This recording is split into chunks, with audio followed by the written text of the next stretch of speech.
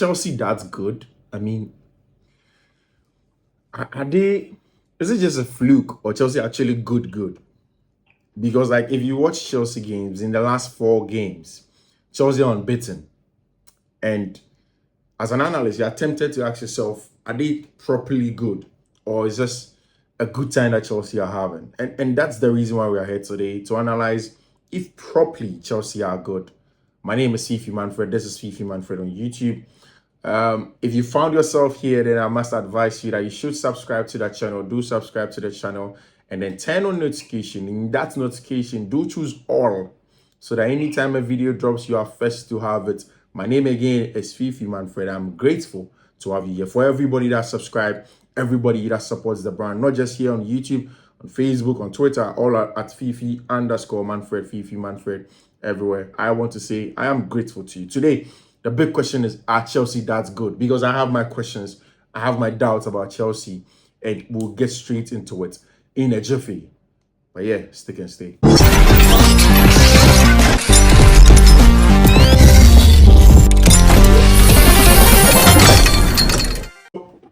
Welcome back again, Fiifi-Manfred on YouTube. If you've not subscribed, do subscribe. I mean, you'd love it. It's the home of the best football post pre-match analysis. Yeah, and everything that you need to know. So, in a game against Brighton and Hove Albion, a more lackluster game, but then Chelsea eventually did win, as you would expect them to do. Now, after getting all the needed points in that game, Chelsea went on to play against Fulham in the English Premier League, in a London derby. A game where you could really see Chelsea's press pattern, how Cole Palmer will position himself to block passing lane and then carry forward to lead to goals for Chelsea Football Club. There were times where you saw even the sharpness of Armando Broja, even though he had just returned from injury, and then the fact that he got a goal. You could see that for once, the telepathic relationship between Enzo Fernandez and then Moises Caicedo was beginning to get to the top. And then, of course, it was one of the games where you could clearly tell that the technical ability of Conor Gallagher had gone up a notch higher, and that his aggression, combativeness, and then the physicality in his game has also become even better with time. Now, it was post that match where Chelsea went ahead to go and play Burnley, a side that was struggling in the English Premier League, and Chelsea went down by a goal to 0 in the first half. It was the first time Chelsea are going down by a goal to 0 in the English Premier League, and then coming from a goal down to get into a winning position. Remind you that Chelsea went down by a goal to 0 against West Ham United in a game where Carney Chukwuemeka got injured. But it was in this game against Burnley that you could tell the fighting spirit of Chelsea. Nobody dropped their shoulders. Nobody had heads dropped. They just picked up the ball and they started playing again. And Raheem Sterling, oh my, took the game by the strap of its neck. Ran at players, played very good football. Whilst on the other side, Cole Palmer had that technical pulse that you would need in a team in terms of managing the tempo in attack and whatnot. It was brilliant stuff from Chelsea Football Club. Yes, the game went through. They did win that game also. And then the international break did come. It was around the international break that Chelsea had a couple of injuries in Axel Disasi. Chelsea made sure that Nicola Jackson did a surgery around that time and then had to recover a couple of players. Right after the international break, Arsenal did come to the bridge, and it was always going to be a difficult game to play against. Why? Because, of course, last season, Arsenal were the second best team in the league, almost winning the English Premier League after just 2 years into their project. And playing against a team like that, who had successes at the bridge in recent times, was always going to be difficult. Mauricio Pochettino himself had not lost a game at home in the English Premier League to an Arsenal side before. And he spoke about the friendship between himself and Mikel Arteta. But definitely the game was always going to be difficult for Chelsea Football Club. I think that in the midst of all the injuries, and you see the starting lineup that Mauricio Pochettino started at Chelsea, then you begin to appreciate the quality of the coaching that has gone on. Immediately, he was unsure that Axel Disasi was going to be 100% fit.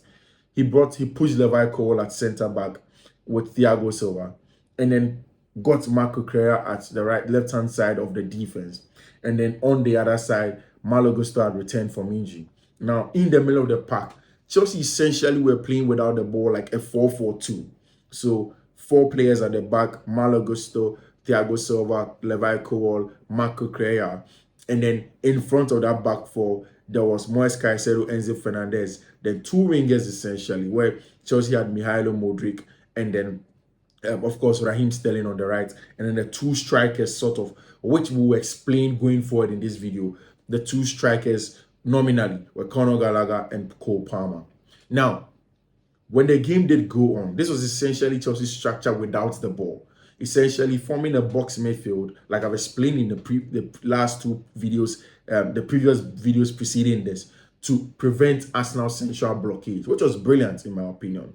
But one of the things that Mauricio Pochettino also did, and I think that was also brilliant, was the fact that he could predict Arsenal's press. He knew that Arsenal's press trigger was when the ball goes out wide, and it was a trigger for the players to overload people from those areas, swamp you over there, and they win the ball off you.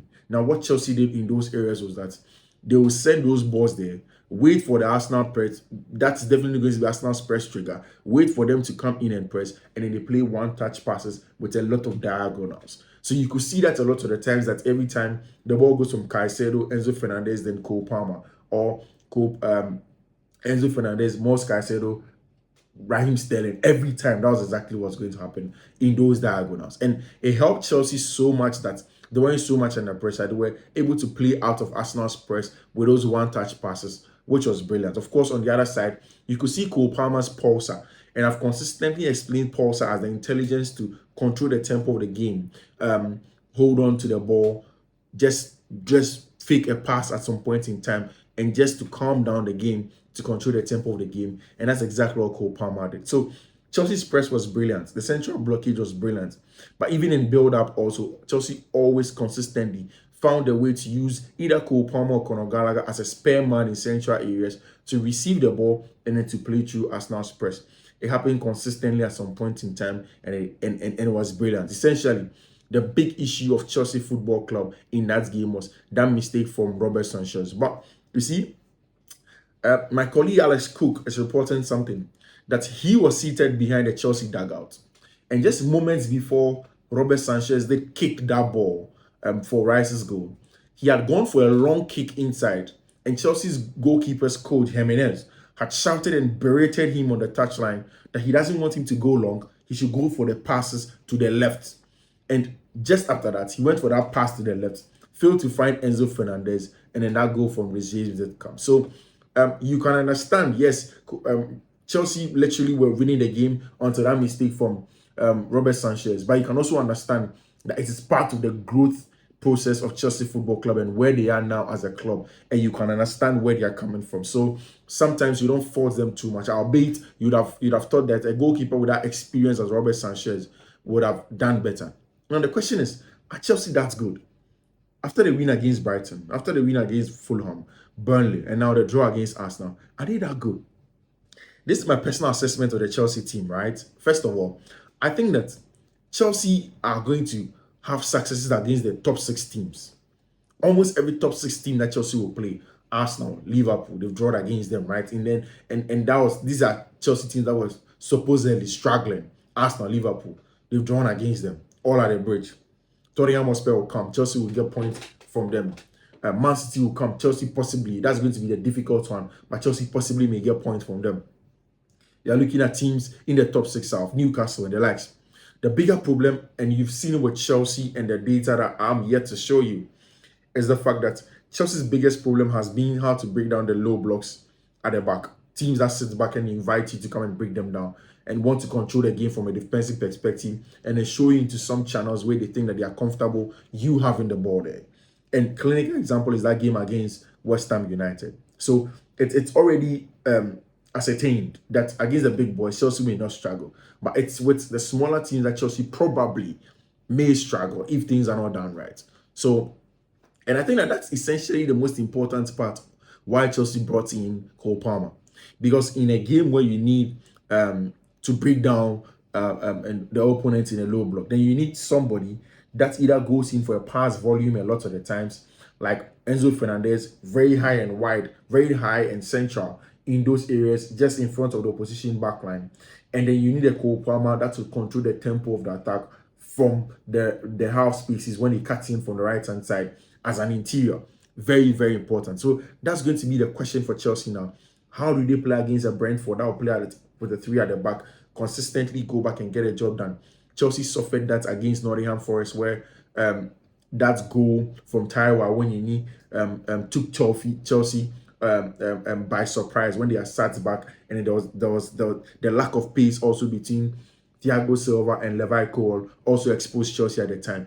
That is the big question. If you really want to know Chelsea are that good, then the games on the horizon are going to be against the relatively smaller clubs, the clubs that will battle relegation, the clubs in the middle belt that will sit back and then ask Chelsea to come and break them down. That's where you can really make a proper adjustment. But even the data that suggests something. The data of the expected goals Chelsea has now. Chelsea underperforming their XG. And if you want to know if they are properly good, you would want to see if the next two games, they will begin to either equal their XG or overperform their XG. The best teams in the English Premier League now do overperform or outperform their XG per the models of the English Premier League. You need to overperform it. Now, Nicolas Jackson's underperforming his XG. Enzo Fernandez missed the penalty sometime. He did underperform his XG. Conor Gallagher also isn't getting the goals. He's underperforming his XG.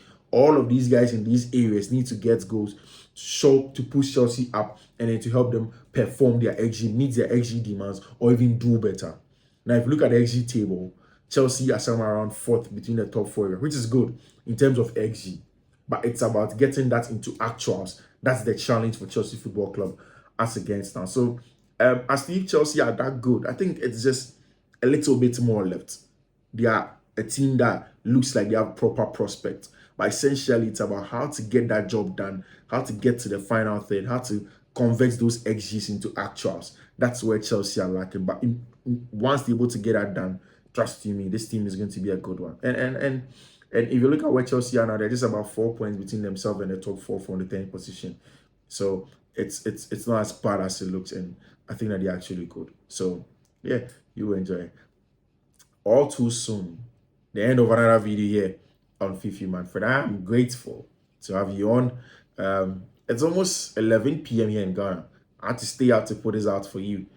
Tomorrow, in the subsequent videos, you will have Champions League predictions. So make sure you do subscribe to the channel and turn on the notification. My name is Fiifi-Manfred. I'll see you.